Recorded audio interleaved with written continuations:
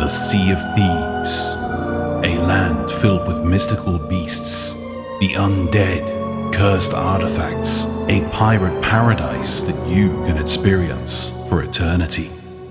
Thanks to the Sea of the Damned and the Ferryman, you can travel beyond the veil and come back whenever you wish. Some use it as an escape, others use it as a weapon. But we're all part of this mysterious land, which is yet to be— Oh, God damn it! I was trying to be inspirational, you piece of shit!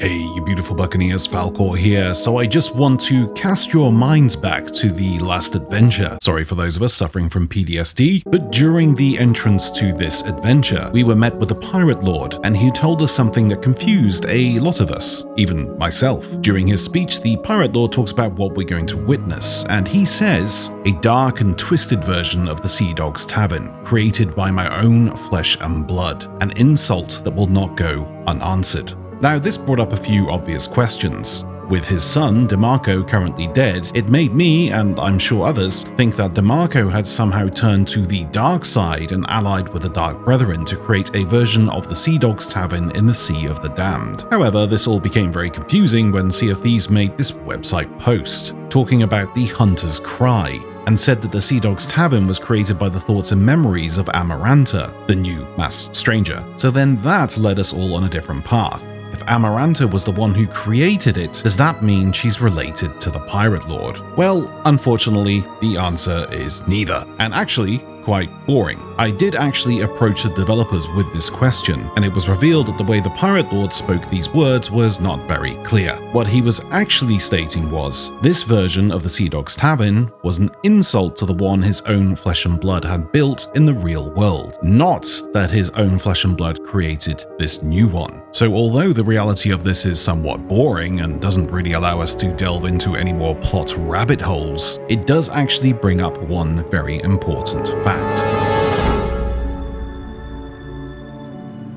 So the Sea of the Damned, an afterlife of sorts. When someone dies in Sea of Thieves, their spirit is transported here, where they can either try to locate the ferryman and return to the land of the living, or decide to stay here and be at peace. The great thing is, the Sea of the Damned can shape your memories or thoughts into whatever you desire. So if you are unaware you died, it would seem like nothing had changed. Your memories of people and places would manifest, and you'd essentially be trapped in your own mind. Or, if you died in a battle, you could be living out your own personal hell in the Sea of the Damned, cursed to relive your final moments for eternity. Or, if you were at peace with your death and you were totally aware that you passed over, you could manifest anything you wanted from your memories, and even bring them back to the land of the living if you wished, as long as you knew how. Flameheart, for example, brought his sea forts into the land of the living. But that's all great for dead people, but here is the thing. Amaranta is very much alive, and found a way to the Sea of the Damned without dying first. And she too can manifest things from her own memories. So that means the Sea of the Damned is merely a place that can be manipulated simply by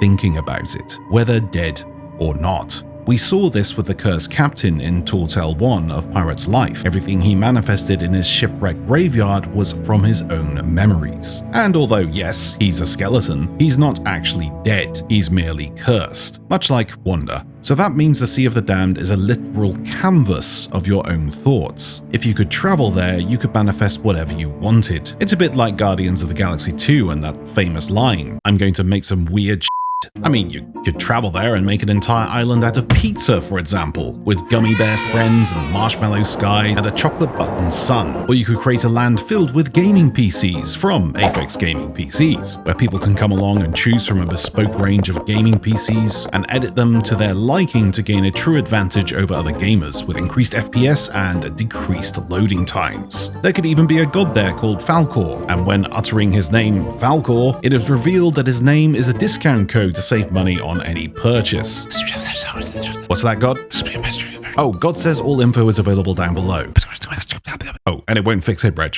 So So the Sea of the Damned can be a hell or a heaven of your own making. So those who die and have no idea they are dead, they are cursed to live an eternity in their own thoughts. But for those of us who remember, we can choose to pass back to the real world thanks to the Ferry of the Damned. But the ancients also found their own way to pass back and forth to this realm, using their stones of power to merge the worlds together and pass over. And with a land where your own thoughts can be manifested, you could have everything that your heart desires. But also, your deepest fears could take form, such as a large four-eyed shark, or a giant squid, or gold that curses people into becoming the undead. And as stated before, we know it's entirely possible to bring these manifestations back to the land of the living. And the ancients found a way to merge the worlds, even if only for a while. We see paintings all over the world of the ancients worshipping these mythological creatures. Maybe they weren't worshipping them. Maybe they were manifesting them for reasons unknown. Maybe to protect the Sea of Thieves, maybe there were different tribes, some good, some evil. This is information that will have to come into fruition. But we do know the ancients attempted to cross the veil and succeeded. But as a result, bad things happened, and they buried their power so no one else could use it. But this of course means that perhaps the ancients never actually disappeared. They just traveled to a new world using these veil stones and locked away all of their treasures in the world of the living for safekeeping,